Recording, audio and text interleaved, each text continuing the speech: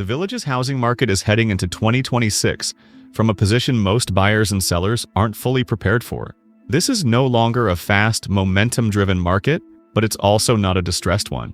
And historically, this in-between phase is where people make the most expensive mistakes. What's happening right now isn't about a crash or a sudden opportunity, it's about transition. And in a retirement market like the Village's, understanding that transition matters more than timing the exact bottom or top. In this video, I'm going to walk you through what the current market signals are actually telling us, what could realistically shift in 2026, and what that means for buyers and sellers who want to make informed decisions, not reactive ones. Heading into 2026, several factors are converging that could define how this market behaves over the next 12 months. Let's talk about them, because each one plays a role in what buyers and sellers should expect. First, financing conditions. Mortgage rates have been elevated compared to the ultra-low environment of 2020 and 2021. Whether rates move meaningfully lower in 2026 depends on broader economic factors, but here's what matters for the Villages specifically. This is a retirement market. A significant portion of buyers here are cash buyers or downsizing from homes they've owned for decades.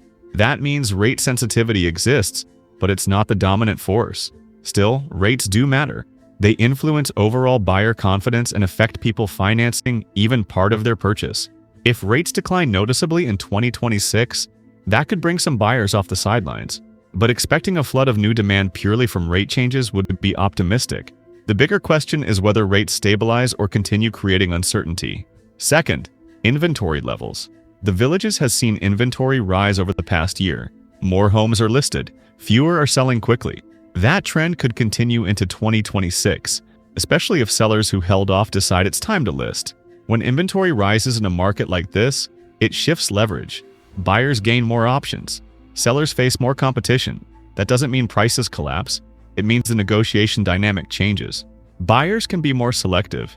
They can ask for concessions. Sellers need to be sharper. Pricing becomes critical. Condition becomes critical. Homes that show well and are priced according to current market realities will still move. Homes that are overpriced or need work will sit longer. Third, demographics and demand patterns. The Villages attracts a specific buyer profile. Retirees, pre-retirees, people looking for an active adult lifestyle in Florida. That demand hasn't disappeared, but it has moderated. Part of that is affordability. Even for cash buyers, when home prices rose sharply in recent years, the total cost of entry increased.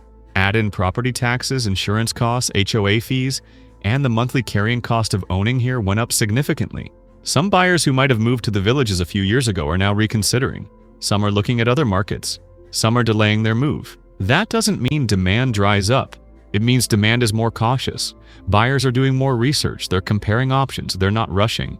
That behavioral shift matters because it affects how quickly homes sell and how much negotiation happens. Fourth, seller psychology. This is where 2026 could get interesting. Sellers who listed in 2024 or early 2025 and didn't get the result they wanted have a decision to make. Do they hold on and wait for conditions to improve? Do they adjust their price and sell now?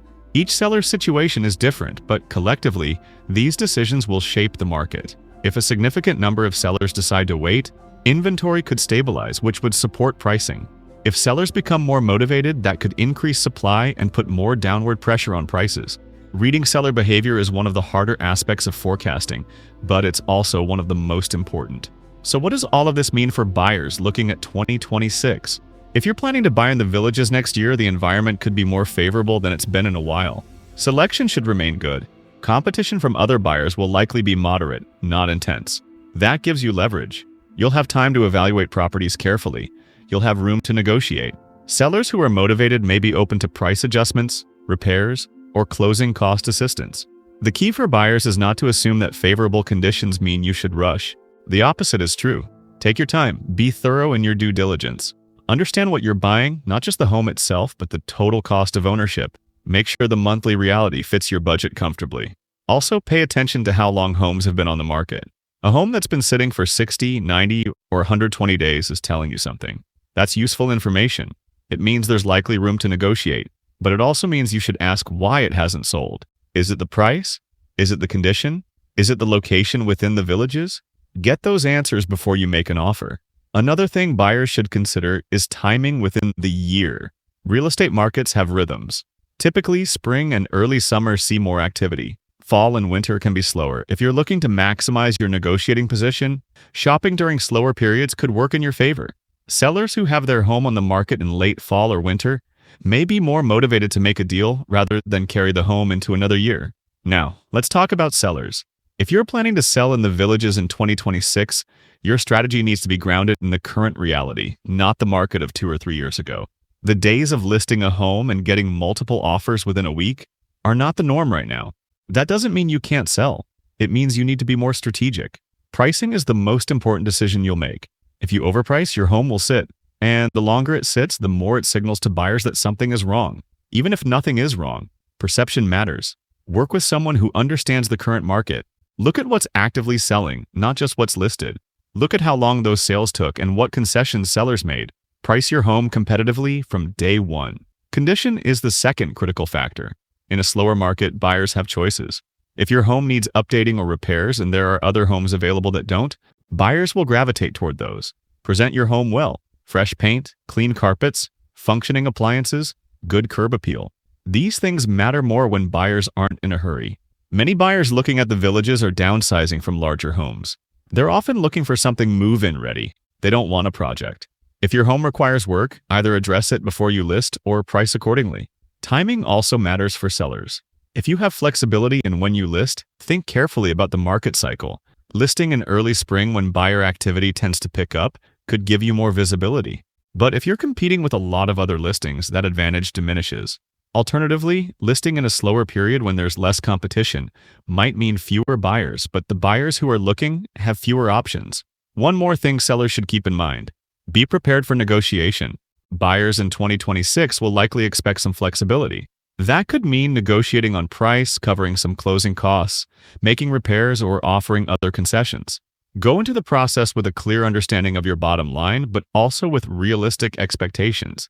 If you're rigid and unwilling to negotiate, you risk your home sitting on the market even longer. Let's zoom out for a moment and talk about what this all means for the broader picture of the villages market in 2026. This is not a market in crisis. It's a market in transition. After years of strong appreciation and high demand, it's natural for things to moderate. That's what's happening. Buyers are more cautious. Sellers are facing more competition. Prices are adjusting in some segments. None of that is unusual or alarming. It's how markets work. They move in cycles. The question isn't whether the market is good or bad. The question is whether you understand the current phase and how to navigate it. For buyers, 2026 could present opportunities that haven't existed in several years. More selection, less competition, more room to negotiate. For sellers, 2026 will require more strategic thinking than the past few years did. Pricing, presentation, and patience will determine who sells successfully and who struggles. The market isn't going to do the work for you. You have to adapt to what the market is telling you. One thing I want to emphasize is that real estate decisions, especially in a retirement market like the villages, are deeply personal. You're not just buying or selling a house. You're making a lifestyle decision. Market conditions matter, but they're only part of the equation. Your financial situation, your timeline, your personal goals, those all matter just as much. Don't let market conditions alone drive your decision. Use market information to make a more informed choice, but make sure that choice aligns with what's right for you. So as we head into 2026, here's what I'd encourage you to focus on. Stay informed. Pay attention to what's actually happening in the market, not what you hope is happening. If you're buying, take your time, do your research, and don't be afraid to negotiate. If you're selling, price right, present well, and be ready to work for the sale. And for everyone, remember that markets don't change overnight. They transition. We're in the middle of that transition right now. Understanding that and knowing how to move through it is what will determine whether 2026 works in your favor or not.